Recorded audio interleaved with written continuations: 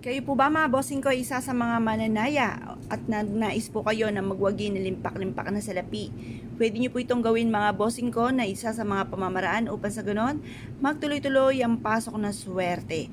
Pero syempre mga bossing ko hindi naman sa pagtaya-taya, pwedeng hindi ticket, pwede naman po yung wishes po inyo pong gamitin. Tapos ilalagay natin to sa ampaw na kulay pula. Ngayon pa mga bossing, ang gagawin lang po natin, tayo po ay magwi-wish ng mula sa ating pong puso. Sabihin po natin, nasa pamamagitan nito, tayo po ay mananalo na ng jackpot. Makakamit natin ang lahat ng ating mga pinapangarap. Banggitin ang mga numero na nakasulat po dito or kaya yung inyo nga pong alagang numero na tinatayaan. Sabihin nyo po, mananalo na ako ng jackpot. Ngayon po mga bossing, kung hindi naman pagtaya-taya, i-wish po dito, kumuha kayo ng isang malinis na papel.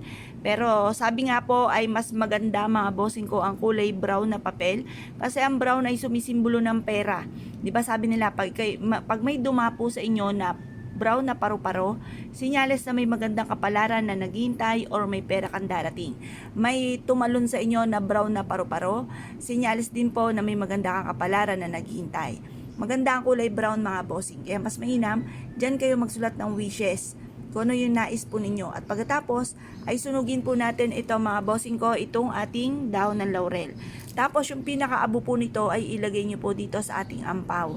At tapos ilagay nyo po yung ating pong ampaw sa may altar. Ngayon po mga bossing, gawin nyo po ito ng mga 6:30 or kaya po yung alas 7. Matatapos sa paggawa natin ng mga pampaswerte hanggang alas 8 lamang po ng umaga. Mag-wish po kayo na mula sa inyong pong puso at makakamit nyo ang lahat ng mga pinapangarap po ninyo. Mapapasin ninyo na lagi kayo iniaadya, kung saan lagi kayo suswertihin, mapapasin ninyo na puro swerte ang dumarating mga bossing.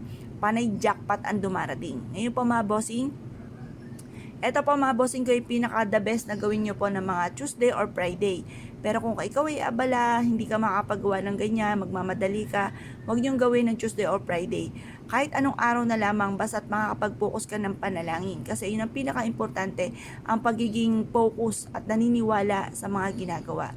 Kapag naging focus sa panalangin, mabilis yung ma-achieve yung mga pangarap ninyo. Mapapasin ninyo na lagi kayong iaadya, kung saan lagi kayo ay suswertihin. Proven po ito na maswerte. Basta't may 100% kang paniniwala sa mga gatong mga pamamaraan. Gawin nyo po ito mga bossing ko nang walang gamit na sana, direct to the point. At mapapasin ninyo na kayo po mga bossing ko, kung ano man yung hinihiling ninyo, mabilis nyo itong ma-achieve.